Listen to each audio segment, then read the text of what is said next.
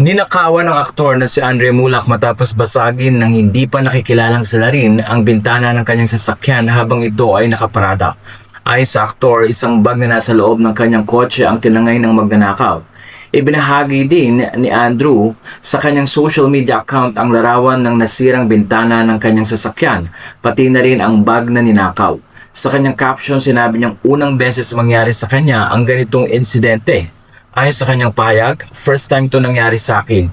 Sa nagnakaw ng bag for sure, kilala niyo ako dahil nandyan ang dalawa kong passport. May chance pa kayong ibalik lahat yan sa 18th Street, New Manila. Dagdag pa niya, pinapaalalahanan niya ang publiko na mag-ingat. Anyway, wala na akong masabi kundi mag-ingat na lang tayo sa susunod. Pati na rin kayo, double ingat na lang tayo. Maraming epal sa mundo. Nagpaabot naman ng suporta at malasakit ang kanyang mga taga-subaybay sa Instagram.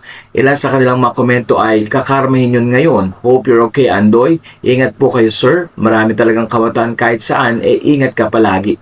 Nagpasalamat si Andrew sa mga mensahe ng kanyang mga tagahanga at nagbigay rin siya ng update tungkol sa nasabing investigasyon ng insidente. Ayon sa kanya, natukoy na ng otoridad ang posibleng mga suspect at napag-alamang isang grupo ang sangkot sa pagnanakaw. Sa kanyang update, sinabi niya ang ganito, "Thank you po sa ating kapulisan lalo na sa Station 11 Galas dahil sa inyo ay tuloy-tuloy na ang pag-imbestiga. May magandang balita na natunton na kung sino ang kumuha ng mga gamit ko. Nalaman din po ng isa itong malaking grupo." Dagdag pa niya, plano niyang ituloy ang pagsasampa ng kaso laban sa mga responsable upang mapanagot ang mga ito at maiwasan ang mga kalahintulad na insidente sa hinaharap. Nagpapasalamat din siya sa mga pulis na tumulong sa kaso kabilang sina Police Captain Bobby Castillo, Kent Clarence Duerme, si Virgilio Jopia.